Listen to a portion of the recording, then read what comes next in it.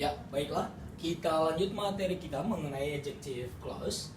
Ya, tadi sudah saya jelaskan mengenai penggunaan who dan whom. Nah, kita bandingkan dengan penggunaan which. Oke, saya jelaskan lagi. Kalau adjective clause adalah klausa yang berfungsi sebagai kata sifat. Artinya, klausa tersebut, anak kalimat tersebut adalah menerangkan benda. Kadang menerangkan si objek, kadang menerangkan si subjek, tergantung. Oke, di kalimat pertama, adjective clause-nya adalah who wears the blue jean.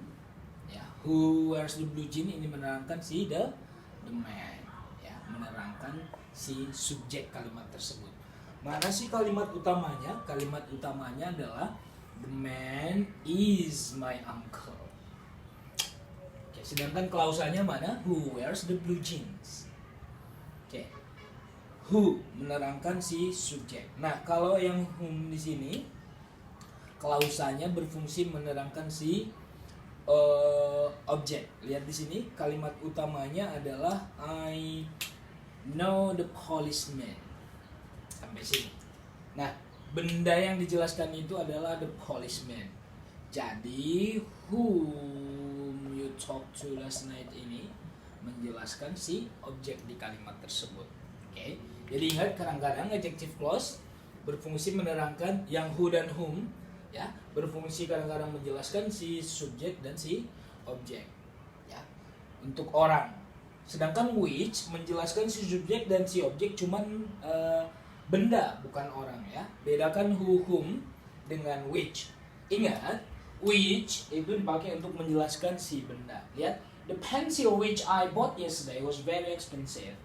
Mana sih kalimat utamanya? Kalimat utamanya adalah the pencil was very expensive. Klausanya berarti mulai dari which I bought yesterday. Oke. Nah, saya sudah menjelaskan di video yang sebelumnya kalau who, whom, which ini ada bedanya. Ini untuk manusia, ini untuk benda selain manusia. Nah, cuma who, whom, dan which ini bisa diganti dengan satu kata sambung aja yang disebut dengan that. Ya. Cuman ini universal, ya, umum dia. Sedangkan untuk lebih spesifik, biasanya saya lebih suka yang lebih spesifik seperti ini. Dia saya tahu kalau ini untuk objek, ini untuk ini untuk subjek, ini objek, untuk benda. Kalau ini orang, ya, kayak who, whom itu untuk orang, which untuk benda. Sedangkan kalau that benda dan orang, gitu ya. Oke, nah, jadi kalau mana cara gantinya? Ya ganti aja. Kalau who berarti diganti jadi that. Oke, kalau di sini tadi whom jadi that. The pencil which berarti jadi that. Jadi bisa diganti the man that wears blue jeans is my uncle. Laki-laki yang memakai jeans biru itu adalah pamanku. Ya. Kalimat utamanya mana? Pria itu adalah pamanku. Pria yang mana? Yang. Inilah klausanya. Who wears blue jeans. Oke, saya sudah jelaskan kenapa di sini who, kenapa enggak whom. Lihat di video sebelumnya penjelasan saya mengenai who dan whom. Who untuk, kalau who kata tanyanya, biasanya kata tanyanya dipakai untuk menanyakan si subjek. Kalau whom untuk menanyakan si objek. Oke. Nah, kalimat yang pakai whom ini, yang tadi that, bisa diganti dengan whom, bisa diganti dengan that juga. I know the policeman that you talked to last night. Mulai. Saya mengenal polisi yang kepada siapa kamu berbincang-bincang tadi malam. Ya. Oke. Bisa diganti that. Lihat sini which juga bisa diganti dengan that. The pencil that I bought yesterday was very expensive. Pensil yang saya beli tadi malam itu sangat mahal. Oke. Jadi ingat, who, whom, which itu bisa diganti dengan that. Ini juga bisa that, ini juga bisa that.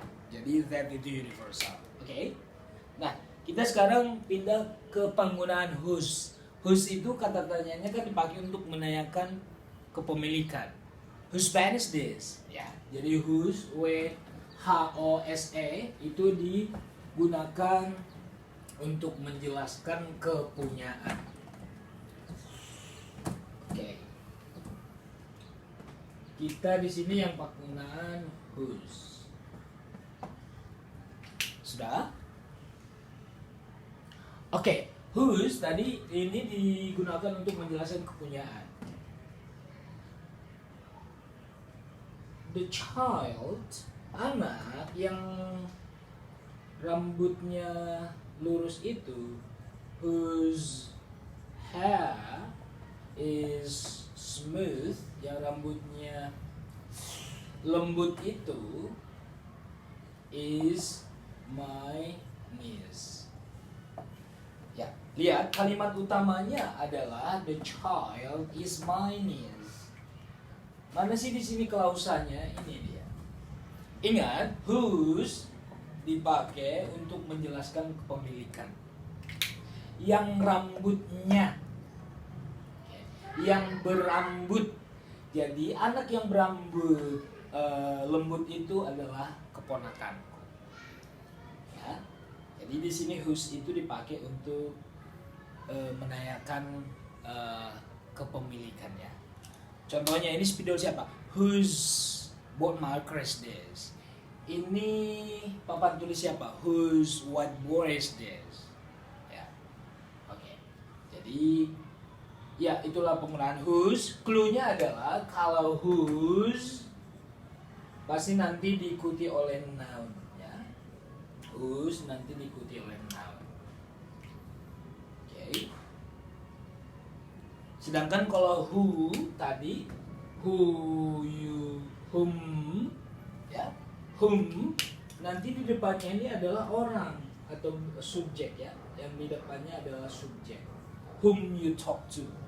Kalau who tadi, who clue-nya adalah pasti di sini nanti ditambah dengan to be atau kata kerja verb. Jadi ingat, kalau whose nanti diikuti oleh noun. Lihat ini whose hair. Sedangkan whom tadi, whom you talk to ya. Laki-laki whom you talk to. Lihat sini, whom diikuti oleh subjek Ayu Dewi. Ayu Dewi, she, he, it. Sedangkan kalau who nanti, ini kan dua-duanya juga orang-orang, di depannya orang ya. Ini kalau pakai who nanti, who speak. Jadi di sini pasti verb. Who is, who berarti to be. Nah, jadi who nanti di depannya itu kalau nggak verb to be. Sedangkan kalau whom dia subjek di depannya. Kalau who to be atau verb. Kalau whose dia noun. Ya. Oke, itu clue-nya. Kalau saya sih belajarnya seringnya kalau dipelajari secara buku banget susah ya. Jadi saya ambil yang kunci-kuncinya ya. Oh, nanti kalau menjawab seperti ini, kalau titik-titik-titik, kalau di depannya subjek, oh pasti ini kok antara pasti ini whom ya. Sedangkan kalau di sini ada benda, ini whose. Sedangkan kalau di sini titik-titik to be, kalau dia non verbal, kalau dia kata kerja verb, ya berarti dia who. Tergantung di depannya nanti seperti apa. Nah, jadi ingat, belajar bahasa Inggris itu juga kalau buat kalian yang memang tidak linguistik banget orangnya, tidak terlalu suka bahasa, coba ambil yang clue-cluenya, pasti agak lebih gampang. Karena saya juga dulu banget itu bodoh banget bahasa Inggris, cuma mungkin practice makes perfect, karena ala bisa karena biasa, ya just try it. Tapi untuk menjawab soal-soal nanti di grammar atau di multiple choices seperti di IELTS, TOEFL, Alike, TOEIC ya, itu nanti kan ABCD ya, pilihan ganda. Nah, kalau ada nanti pertanyaan mengenai adjective clause, lihat clue-nya. Oh, ini saya pakai, kalau pilihannya adalah who, whom, which, and segala macam, ingat who dan whom untuk orang. Tapi ingat, orang pun di depannya, tapi kalau whom di depannya itu subjek Ayu, Dewi, she, he, it. Sedangkan kalau titik-titik ada to be, kalau enggak verb. Kalau to be kan untuk non verbal kalimatnya. Kalau verb ya memang ada kata kerjanya. Pasti di sini who. Meskipun di depannya ini sama-sama si subjek, tapi ada whom, ada who. Ingat, Ya. Bedakan kalau whom nanti langsung diikuti oleh subjek, who diikuti oleh to be atau verb. Sedangkan kalau whose kepemilikan namanya juga kepemilikan. Titik di sini benda, oh ini whose. Oke. Okay. Nah, kalau whom which tadi untuk benda ya, which I bought, which she likes. Subjek juga, cuman di depannya pasti benda, bukan orang. Oke. Okay? Nah, jadi itu clue-nya. Oke, sekian penjelasan saya mengenai adjective clause, pemakaian who, whom diikuti tadi dengan which, and then who, whom, and which bisa diganti dengan yang universal that, and then kita masuk ke whose. Ya, seperti inilah ciri-ciri adjective clause, guys. Jadi saya jelaskan lagi, adjective clause berfungsi untuk menerangkan benda, bisa menerangkan si subjek seperti di kalimat yang ini, bisa menerangkan si objek seperti di kalimat saya yang sudah hapus sebelumnya. Okay, thank you for your attention. I do hope my explanation will improve your English skill, and I'm Gunaman here for today. Thank you for listening to my explanation. Bye.